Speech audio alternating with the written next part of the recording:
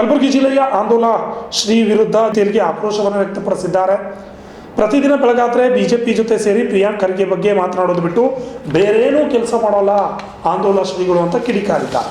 ಕಲಬುರಗಿಯಲ್ಲಿ ನಿನ್ನೆ ಸುದ್ದಿಗೋಷ್ಠಿ ನಡೆಸಿದ ಶ್ರೀ ಆಂದೋಲ ಶ್ರೀಗಳ ಹೇಳಿಕೆಯನ್ನು ಖಂಡಿಸಿ ಮಾತನಾಡಿದ ಅವರು, ನಾನು ಸಿದ್ಧಲಿಂಗ ಸ್ವಾಮೀಜಿಯವರಿಗೆ ಮರ್ಯಾದೆ ನೀಡುತ್ತಿಲ್ಲ, ಅವರು ತೊಟ್ಟಿರುವ ಕಾವಿಗೆ ಮರ್ಯಾದೆ ನೀಡುತ್ತಿದ್ದೇನೆ.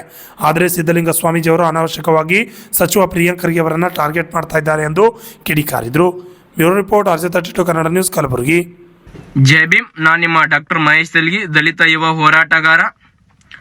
ಸಿದ್ಧಲಿಂಗ ಸ್ವಾಮಿ ಆಂದೋಳ ಪ್ರತಿದಿನ ಬೆಳಗಾದ್ರೆ ನಮ್ಮ ಪ್ರಿಯಾಂಕ ಖರ್ಗೆ ಸಾಹೇಬ್ರ ಮೇಲೆ ಸುಳ್ಳು ಆರೋಪಗಳು ಮಾಡೋದು, ಜಿಲ್ಲಾ ಉಸ್ತುವಾರಿ ಮಿನಿಸ್ಟರ್ ಹಾಗೆ ಮಾಡಿದ್ರು ಹೀಗೆ ಮಾಡಿದ್ರು ಅಂತ ಬಿಜೆಪಿ ಅವ್ರ ಜೊತೆ ಸೇರಿ ಅವರು ನಮ್ಮ ಸಾಹೇಬ್ರ ಬಗ್ಗೆ ಅಪಪ್ರಚಾರ ಮಾಡೋದು, ಸುಳ್ಳು ಹೇಳಿಕೆ ನೀಡೋದು, ಇವೆಲ್ಲ ನಿಂದ್ರಿಸಿ ಬಿಡಪ್ಪ ಸಿದ್ಧಲಿಂಗ ಸ್ವಾಮಿ ಆಂದೋಳ.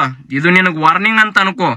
ಯಾಕಂದ್ರೆ ನಾನು ನಿನಗೆ ಪದೇ ಪದೇ ಹೇಳ್ತಾ ಇದ್ದೀನಿ, ನೀ ಏನು ದಲಿತರಂದ್ರೆ ಏನು ತಿಳ್ಕೊಂಡಿ ನೀನು ಮಗನೇ? ದಲಿತರು ಇದಕ್ಕಿಂತ ಮುಂಚೆನೂ ಹೇಳಿ ನಿನಗ, ದಲಿತರು ಇಡೀ ರಾಜ್ಯವನ್ನಲ್ಲ, ಇಡೀ ದೇಶವನ್ನಲ್ಲ, ಇಡೀ ವಿಶ್ವವನ್ನೇ ಆಳುವಂತ ತಾಕತ್ತು ನಮ್ಮ ದಲಿತರಲ್ಲಿದ ಮಗನೇ. ಇದು ನಿನಗೆ ಗೊತ್ತಿರಲಿ. ಏನು ನಾವು ಯಾಕೆ ಸುಮ್ಮನೆ ಇರ್ತಾ ಇದೀವಪ್ಪ ಅಂತಂದ್ರ ನಿನಗೆ ನಾವು ಮರ್ಯಾದೆ ಕೊಡ್ತಾ ಇಲ್ಲ, ನೀನು ತೊಟ್ಟ ಕಾವಿ ಬಟ್ಟೆಗೆ ಮರ್ಯಾದೆ ಕೊಡ್ತೇವಿ. ನಮ್ಮ ಹತ್ರ ಬುದ್ಧ ತತ್ವ ಇದೆ, ಬಸವ ತತ್ವ ಇದೆ, ಅಷ್ಟೇ ನಮ್ಮ ಮೈಯಲ್ಲಿ ಬಾಬಾ ಸಾಹೇಬ್ ಅಂಬೇಡ್ಕರ್ ಅವರು ಹೋರಾಟದ ರಕ್ತ ಕೂಡ ಹರಿತಾ ಇದೆ ಮಗನೇ. ನೀನ್ ಏನ್ ಹೇಳ್ತಿ?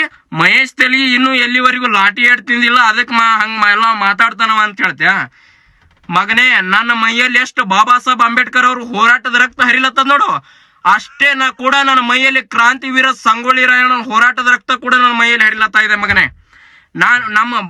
ನಾವು ಬ್ರಿಟಿಷರ್ ಗುಂಡಿನ ಏಟಿಗೆ ಹೆದರಿಲ್ಲ ಮಗನೇ, ಇನ್ನು ಪೊಲೀಸರು ಲಾಠಿ ಏಟಿಗೆ ಹೆದರ್ತೀವ? ನೀ ನನ್ನ ಮೇಲೆ ಹಲ್ಲೆ ಮಾಡಿಸೋದು, ನನ್ನ ಮೇಲೆ ಅಟ್ಯಾಕ್ ಮಾಡಿಸೋದು, ಅದು ಏನಾದ್ರೂ ಇದ್ರೆ ಅದು ನಿನ್ ತಲೆಯನ್ನು ತೆಗೆದು ಹಾಕ್ಬಿಡು ಮಗನೇ.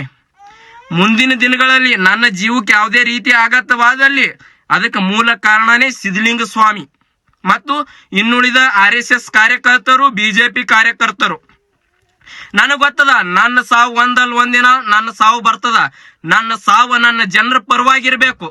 ನಾನು ಉಸಿರು ಬಿಡೋ ಟೈಮಲ್ಲಿ ನನ್ನ ಬಾಯಲ್ಲಿ ಬರುವ ಮಾತು ಜೈ ಭೀಮ್ ಆಗ್ಬಿರ್ಬೇಕು. ಜೈ ಭೀಮ್.